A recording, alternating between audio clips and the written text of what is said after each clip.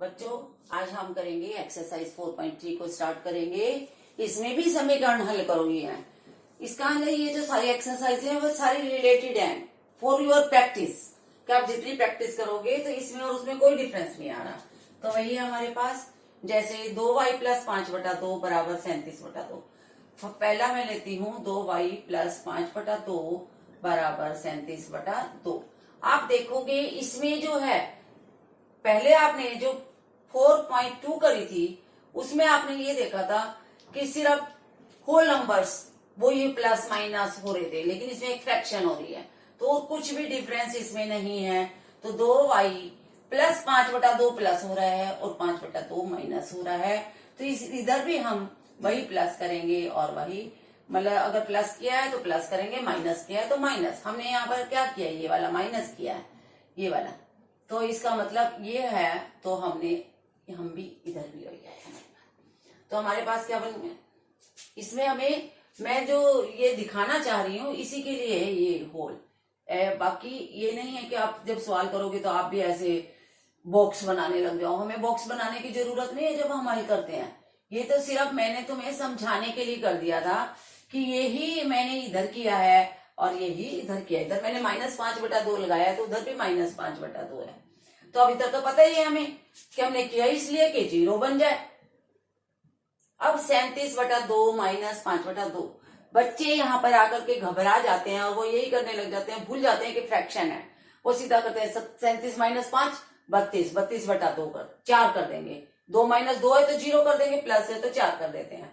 तो लेकिन हमारा ये फ्रैक्शन का है तो पता है कि नीचे का हर बराबर है, तो 37 ये बन जाएंगे 32/2। बटा में 2 ही लिखना है। तो अब आप देखो 2y बराबर ये भाग होकर के कितना बन गया 16। तो फिर अब क्या करना पड़ेगा हमें, फिर से और सिंपल हो गया। अब दोनों तरफ क्या करना पड़ेगा हमें, तो सिर्फ y लेके आना है और ये 2y है तो 2y से दोनों तरफ क्या करेंगे हम, भाग। जब भाग करेंगे तो इधर भी भाग करेंगे। तो y बराबर कितना आ जाएगा, 16 को 2 से भाग कर देंगे तो आ जाएगा 8। अब मैं नेक्स्ट लेती हूं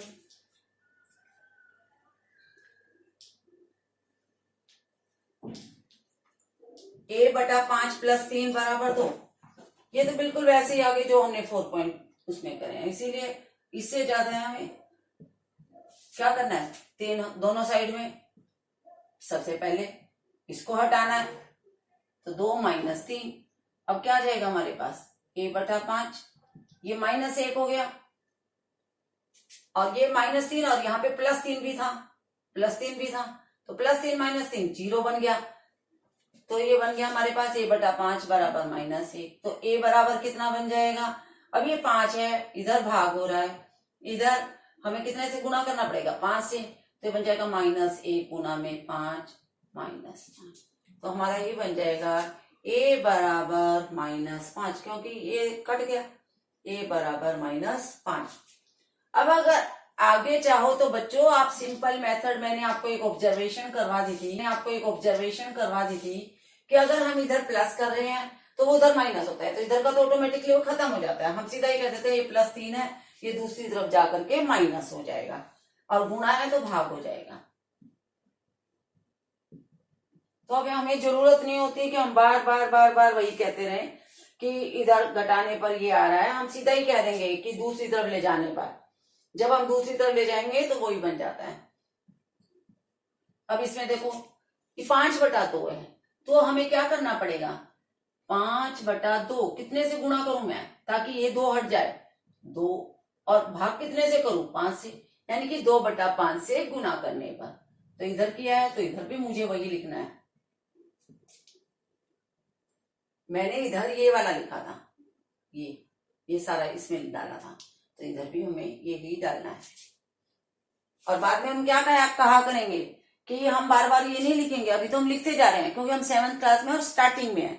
अब 8th क्लास में अब आगे चलोगे या आप सवाल करते हो, अब हम डायरेक्टली भी लिख सकते हैं। मैं बताती हूँ अभी आपको, नेक्स्ट एग्जाम्पल में मैं उसी टाइप से आपको बताऊंगी। तो अब ये 2/5 देखो आप, 2 से 2 कट गया, 5 से 5, ये तो कटना ही है क्योंकि हमने किया ही हिसाब से है। ये देखो 5 10 क्या आ गया, -4। नेक्स्ट मैं आपको दूसरे तरीके वाला ही बताऊंगी। क्योंकि अब आपको साथ साथ वही प्रैक्टिस करने लग जाएंगे। बच्चों को ज्यादातर बल्कि वो ज्यादा अच्छा लगता है बजाय बार बार करने के। लेकिन ये जो है अंडरस्टैंडिंग के लिए है कि आप इसको अंडरस्टैंड कर पाओ अच्छी तरह से कि वो क्यों दूसरी साइड जाकर के प्लस या माइनस हो रहा है। क्योंकि आप कंटिन्यूअसली देखते आ रहे हो कि अगर यहाँ माइनस है तो उधर प्लस लिखा जा रहा है। तो अब नेक्स्ट में चलो मैं ऐसे ही करती हूँ, 2b/3 बराबर, अब आप देखते हो मैंने +5 इधर नहीं किया, मैं सीधा डायरेक्टली यहीं पे लिख दूंगी 3 + 5। अब आप कहोगे जी करना तो दोनों तरफ था लेकिन आपने इधर तो किया नहीं। क्यों नहीं किया? आपने हर बार इतने सवाल कर चुके हैं, सभी वीडियोस में आपने देखा कि -5 है और +5 है तो वो जाकर के 0 बन जाता है। इसीलिए हमने उसको किया ही नहीं, क्योंकि मैंने -5 भी तो नहीं लिखा जब +5 नहीं लिखा तो इसीलिए 3 और 5 क्या बन जाएगा हमारे पास 8 बन जाएगा। अब ये 8 बन गया तो अब इस 8 के लिए मैं क्या करूंगी, मैं ये कहूंगी 2b/3। तो b बराबर कितना आएगा, मेरे को पता है ये 2 से भाग होगा और 3 से गुणा होगा, तो इधर करूंगी तो कट ही जाना है। तो मैं इधर का शो नहीं करती और इधर लिख देती हूँ कि जो गुणा में है वो भाग हो गया और जो भाग है वो गुणा में हो गया। इधर का शो नहीं किया, जब ये भी तो शो नहीं किया साथ में मैंने, क्यों? क्योंकि वो इससे कट जाएगा। तो अब आपका सीधा आ जाएगा, देखो आप इसको भाग करोगे 4 4 दिए 12, तो 12 आपका बी की वैल्यू आ जाएगी। तो ये हमारा हो गया फर्स्ट। अब मैं नेक्स्ट लेती हूं,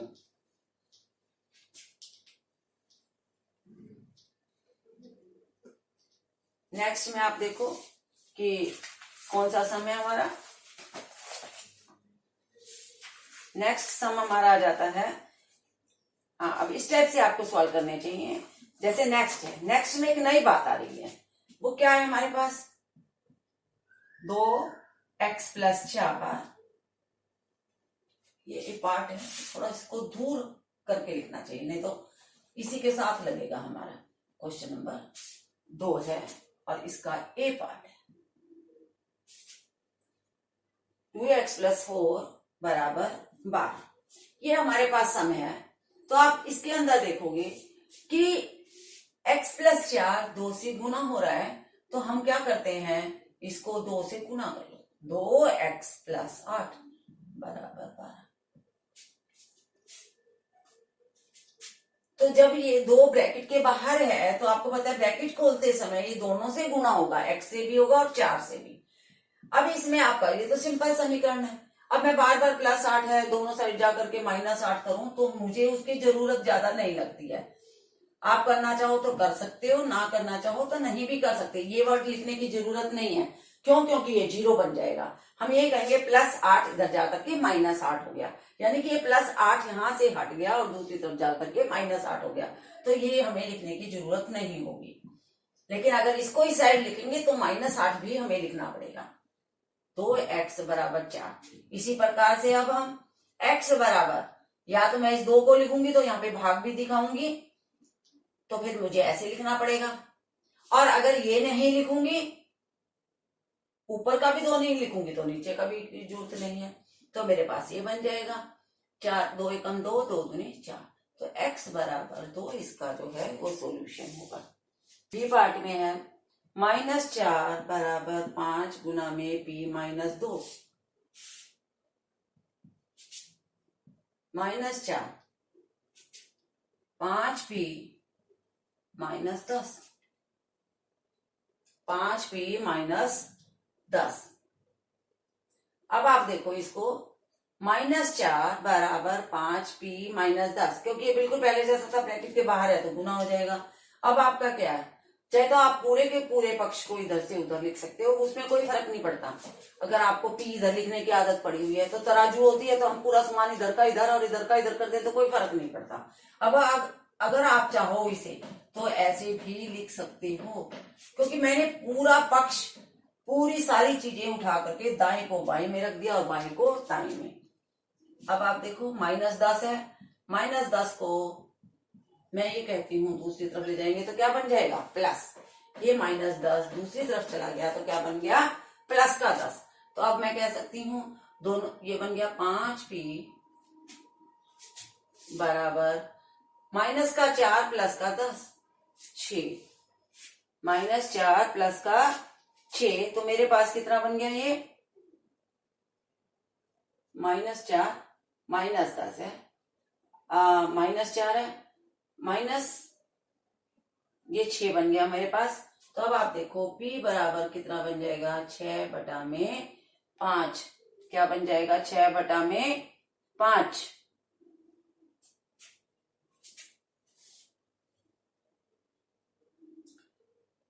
किसी को किसी प्रकार का डाउट हो? 6/5। अब मैंने इसमें लिख के नहीं दिखाया तुम्हें कि 5 से भाग करने पर, क्योंकि 5 से भाग करेंगे तो 5 कट गया, ये हो गया। यहाँ पे मैंने नहीं लिखा, मैंने लिखा दोनों की तरफ इसमें जोड़ने पर, तो -10 में 10 जोड़ा तो 0 बन गया। वो मैंने डायरेक्टली दिखा दिया इस साइड का, और इस साइड में मैंने डायरेक्टली नहीं दिखाया कि ताकि आप पूरा सॉल्व कर सको, क्योंकि इधर का हमें पता है 0 आना है, इसीलिए उसको हम निग्लेक्ट कर सकते हैं, हर बार हमें लिखने की जरूरत नहीं होती।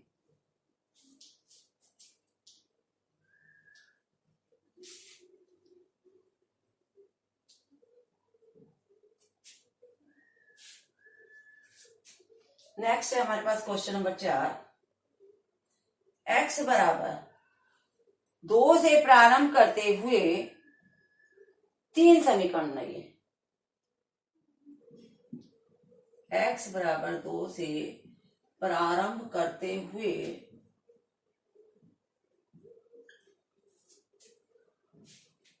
3 समीकरण बनाओ, यानी आपने खुद समीकरण बनाने हैं। x बराबर 2 से शुरू करते हुए आपने स्वयं बनाने हैं। अब आप कुछ भी बना सकते हो, x बराबर 2 तो लिखा हुआ है, अब आप कुछ भी बनाओ, जैसे x बराबर 2 है तो अब आप इधर भी 3 जोड़ लो, इधर भी 3 जोड़ लो।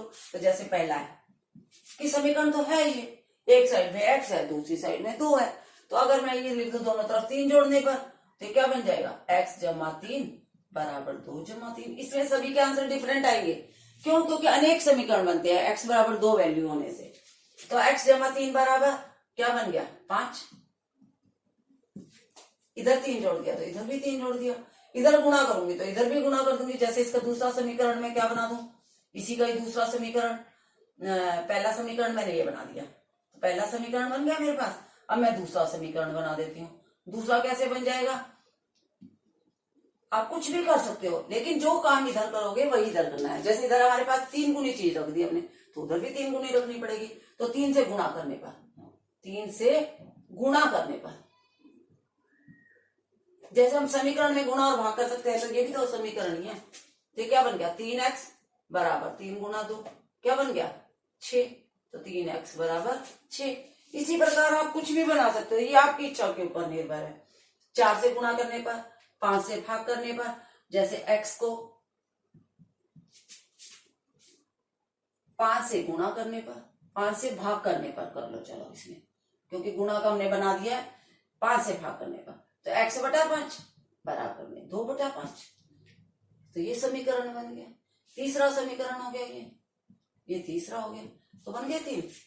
क्या आपको कुछ भी नहीं करना, जो इधर लिखोगे उधर लिख दो। तो ये सवाल तो गलत होने के बहुत ही कम चांस होते हैं, लेकिन कई बार बच्चे अंडरस्टैंड ही नहीं कर पाते कि कहा क्या है हमें, क्योंकि एक समीकरण बना हुआ है, उसी के हमने अनेक बना दिए। जिस प्रकार के आप भिन्नों में बनाते हो, तुल्य भिन्न बनाते हो, तो उसी प्रकार से हम ये अनेक बना सकते हैं। तो बस हमारे पास ये इतना ही था, और तो कुछ है ही नहीं इसमें। अब नेक्स्ट करेंगे हम एक्सरसाइज। तो आज के लिए तो हमारा इतना एक्सरसाइज 4.3 बहुत है। अब हम करेंगे एक्सरसाइज 4.4, वो नेक्स्ट वीडियो में करेंगे।